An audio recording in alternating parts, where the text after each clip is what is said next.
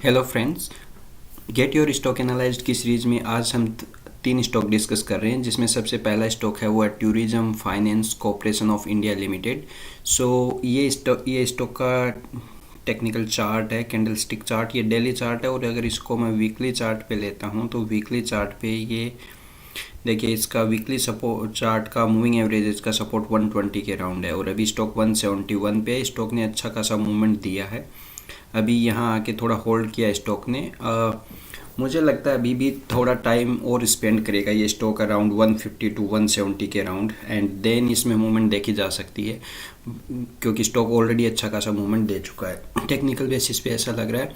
इसके बाद में इसमें देखते हैं फंडामेंटली कैसा है ये स्टॉक। फंडामेंटल में देखो, 1500 करोड़ का कंपनी है और स्मॉल कैप ग्रुप का कंपनी। स्टॉक का पी 16 का है, बट 3 ईयर का एवरेज पी देखो तो वो 7.3 का है और इसके इंडस्ट्री का देखो तो 16 का। तो अभी देखा जाए तो स्टॉक महंगा तो नहीं कह सकते, ठीक है, 16 के पी पे ट्रेड कर रहा है। बट इसके अपन देख लेते हैं इसकी प्रॉफिट ग्रोथ कैसा है। तो प्रॉफिट ग्रोथ में देखिए 10 ईयर का 3% कंपाउंडिंग ग्रोथ है सेल्स का। ट्रेलिंग 12 मंथ 5% है। 3 ईयर का तो इसमें ज़्यादा है नहीं, तो यहाँ सेल्स में कोई ग्रोथ है नहीं।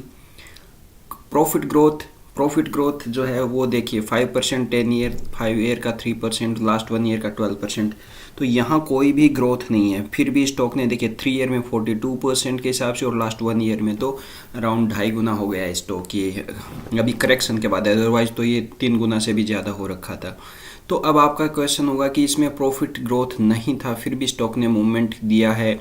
जो अपन यूजुअली अपन डिस्कस करते हैं कि प्रॉफिट ग्रोथ आता है तभी स्टॉक मूवमेंट होती है, इसको बोलते हैं पी री रेटिंग। कुछ स्टॉक ऐसे होते हैं जो लंबे टाइम तक कोई मूवमेंट नहीं देते हैं, क्योंकि और उसके बाद में उनका पी देखते हो तो पी में वो उसी बहुत लो पी पे ट्रेड करते रहते हैं। फिर उनके पी की री रेटिंग होती है और उसके बाद उसको उसकी वजह से इसका देखिए, ये पी का चार्ट देखिए। 2022 में स्टॉक का पी था 2 का, 3 का। यहाँ पे देखिए 2 का पी पे ट्रेड कर रहा है, यहाँ पे भी ये। तो ये बहुत लो पी स्टॉक होते हैं, तो ये इसकी पी की री रेटिंग होती है। और यहाँ देखिए, यहाँ पी हाईएस्ट 24 तक गया है, तो इसलिए इस स्टॉक ने मूवमेंट दिया है। यहाँ देखिए ये जो बार हैं, ब्लू बार, ये ईपीएस के बार हैं, कहीं कोई ग्रोथ नहीं हुई है। इनफैक्ट यहाँ से देखो तो डिक्लाइन हुआ है। तो ऐसा नहीं है कि अभी इस स्टॉक में मूवमेंट नहीं आ सकता, डेफिनेटली मूवमेंट आ सकता है, क्योंकि अभी इस टाइप के जो पीएसयू जो स्टॉक हैं उन सारों की पी री रेटिंग हुई है, उसी हिसाब से इस स्टॉक का भी री रेटिंग हुआ है। और इस आने वाले कुछ पीरियड के लिए ये स्टॉक और मूवमेंट दे सकते हैं डेफिनेटली, क्योंकि रेलवे स्टॉक भी में भी पीई का री रेटिंग हुआ, अदर पीएसयूज में, बैंकिंग सेक्टर में, सरकारी बैंक में पीई का री रेटिंग हुआ है। तो उस हिसाब से ये मूवमेंट आई है, क्योंकि अभी भी स्टॉक महंगा नहीं हुआ है। तो ग्रोथ नहीं है बट वैल्यूएशन ज़्यादा महंगे नहीं है, इसलिए स्टॉक में मूवमेंट देखा जा सकता है। और अभी टॉप से ऑलरेडी करेक्ट हो चुका है, बट अभी थोड़ा टाइम मुझे लग रहा है स्पेंड करेगा और उसके बाद में मार्केट मूवमेंट के साथ में इसमें भी मूवमेंट देखी जा सकती है। तो ग्रोथ नहीं है, वैल्यूएशन सस्ते हैं। आरओई देख ली, आरओसी एंड आरओई अराउंड 9% है, अच्छे नहीं, ठीक ठाक हैं। और पेग रेशियो देखिए, ग्रोथ नहीं है, पी रेशियो उसके कंपैरिजन में 6.3 टाइम्स ज़्यादा चला गया। देखो ये बताता है कि आपकी ग्रोथ के कंपेयर हुई नहीं बट पी बढ़ा है, बट स्टिल क्यों, क्योंकि वैल्यूएशन सस्ते थे। तो उस फ्रंट से मुझे, और इसमें एफआईआई की होल्डिंग भी 13.9% है, तो वो भी आपको थोड़ा कॉन्फिडेंस देती है। प्रोमोटर होल्डिंग ज़्यादा है नहीं, 17.7% है। और अगर इसको देखा जाए इन्वेस्टर के, तो इन्होंने भी इसको कम किया कंटिन्यूसली। देखिए यहाँ से 2021 से ये प्रोमोटर होल्डिंग डिक्रीज हुई है।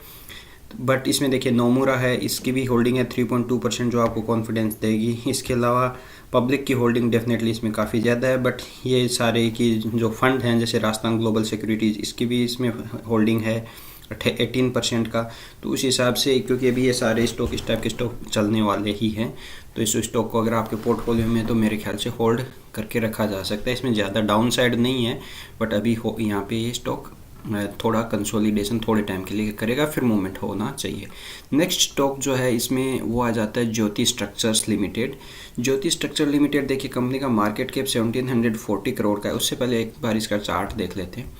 ज्योति स्ट्रक्चर का चार्ट है, ये वीकली चार्ट है। देखिए यहाँ पे 2022 में कंपनी की लिस्टिंग हुई, फिर स्टॉक ने अच्छा खासा मूवमेंट दिया। यहाँ 6 रुपये 5 रुपीज़ से मूवमेंट करके ये 36 के अराउंड ये स्टॉक है और वहाँ से अभी करेक्ट हुआ है।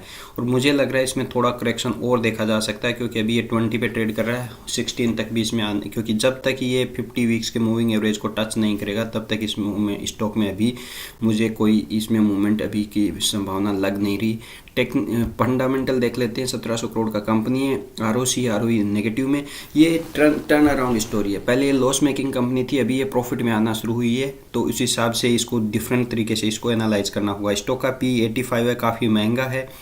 इंडस्ट्री पी 60 है, उसके कंपेरिजन में महंगा है। इसमें देखिए फिर डीआई की होल्डिंग 3.9% है, पेग रेशियो 5.7% है, जो कि ओबियसली इन दोनों ही फ्रंट पे ये महंगा हो चुका है अभी स्टॉक, और इसीलिए इतना करेक्ट हुआ है। कंपनी के पास रिजर्व्स हैं नहीं और डेट 1800 करोड़ का है।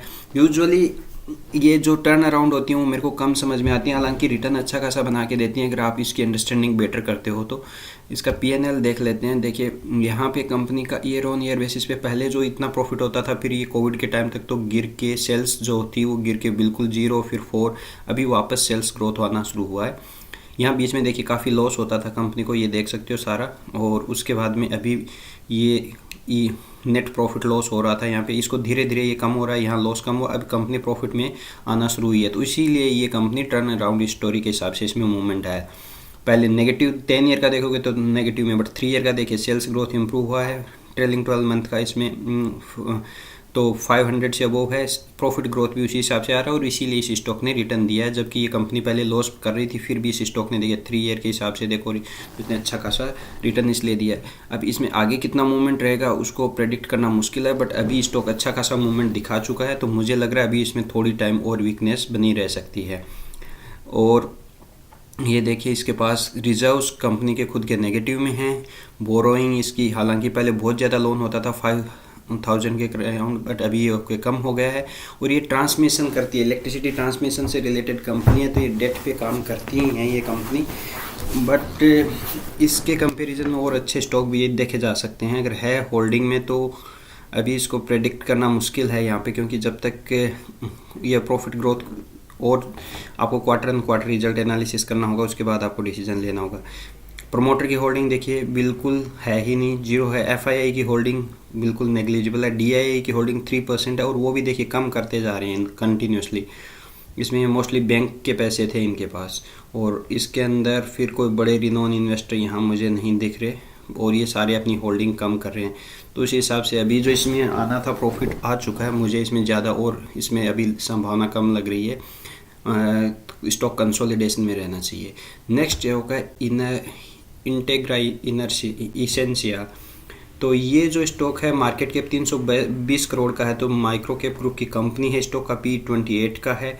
इंडस्ट्री से कंपेयर करो तो उसके कंपैरिजन में थोड़ा सस्ता है, और इसके खुद के पी से कंपेयर करो जो 53 का, उसके कंपैरिजन में भी सस्ता है। बट सिर्फ वैल्यूएशन पे मत जाइए, अदर स्टोरी अपन देखते हैं। आरओसी 28 का आरओई है, आरओसी 14% है, ठीक है उसी हिसाब से। क्या अब इसके मेन इंपॉर्टेंट मैंने कहा सबसे पहले आपको प्रॉफिट ग्रोथ देखना होता है कंपनी का। ये देखिए मेरे को ये कंपनी इस टाइप की कम समझ में आती है, बिल्कुल नहीं। जैसे यहाँ पे इसका कंटिन्यूसली 2012 से देखिए कोई प्रॉफिट है ही नहीं, सेल्स नहीं होती थी। अभी 2022 से 69 करोड़ 241 एंड अब अच्छा खासा जंप है। प्रॉफिट में भी उसी के हिसाब से देखिए, यहाँ लॉस चल रहा था, यहाँ भी प्रॉफिट होना शुरू हुआ है, अच्छी बात है। उस हिसाब से देखिए ये प्रॉफिट ग्रोथ आया यहाँ पे, बट स्टॉक ने देखो यहाँ पे ज़्यादा ये मूवमेंट हुआ नहीं है। इसके पीछे क्या है कि ये जो यहाँ पे आपको पीएनएल दिखता है, क्या ये इसकी बैलेंस शीट में भी है? यहाँ इन्होंने 22 में जो ये किया, इसके बाद 23 में, तो इसकी बैलेंस शीट देखते हैं तो देखिए यहाँ पे कंपनी के कैश फ्लो यहाँ पे भी 0 है। अभी 2023 में जाके 57% हुआ है। और इसके साथ में एक और इम्पोर्टेंट चीज़ मैं आपको दिखाता हूँ। प्रमोटर की होल्डिंग देखिए, यहाँ पे जो 63% होता था वो डिक्रीज करके 20% पे ले आए, जस्ट ओवर 2-3 ईयर के जो टाइम स्पान पे। तो ये एक नेगेटिव साइन है कि प्रमोटर अपनी होल्डिंग कंटिन्यूसली गिरा रहा है, जबकि ऊपर की तरफ इनका प्रॉफिट बढ़ रहा है। एफआईआई की डीआई की होल्डिंग है ही नहीं। और पब्लिक में देखिए जिनके पास बड़े स्टॉक, बड़ा जो चंक था इनके स्टेक में, सब ने अभी सितंबर के बाद में सब ने अपना खाली कर दिया है, सब ने सेल आउट करके निकल रहे हैं। और इसमें सबसे शानदार चीज़ जो आपको देखने को मिलेगी, यहाँ से पब्लिक की एंट्री हुई थी, 32,000 इन्वेस्टर नंबर शेयर होल्डर थे, यहाँ 48, और अभी ये देखिए वो अराउंड 2 लाख 1,83 पहुँच गए।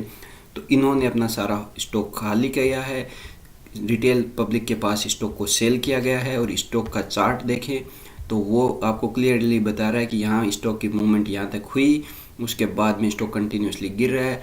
और बड़े लोगों ने अपना पैसा खाली कर दिया है, रिटेलर के पास ये स्टॉक आ चुका है। तो मुझे नहीं लग रहा कि अभी इस स्टॉक में और ज़्यादा मूवमेंट होने की संभावना है। इनफैक्ट ये और डाउन साइड देखा जा सकता है इसमें, और हो सकता है कि ये स्टॉक यहीं घूमता रहे।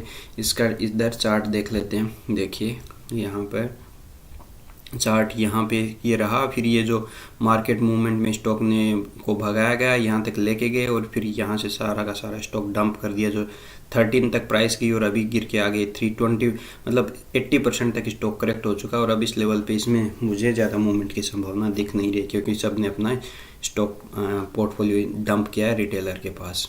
वैसे बाई होल्ड सेल का कोई रिकमेंडेशन है नहीं, आप अपना खुद ड्यू डिलीजेंस करके डिसीजन लीजिए। Thank you.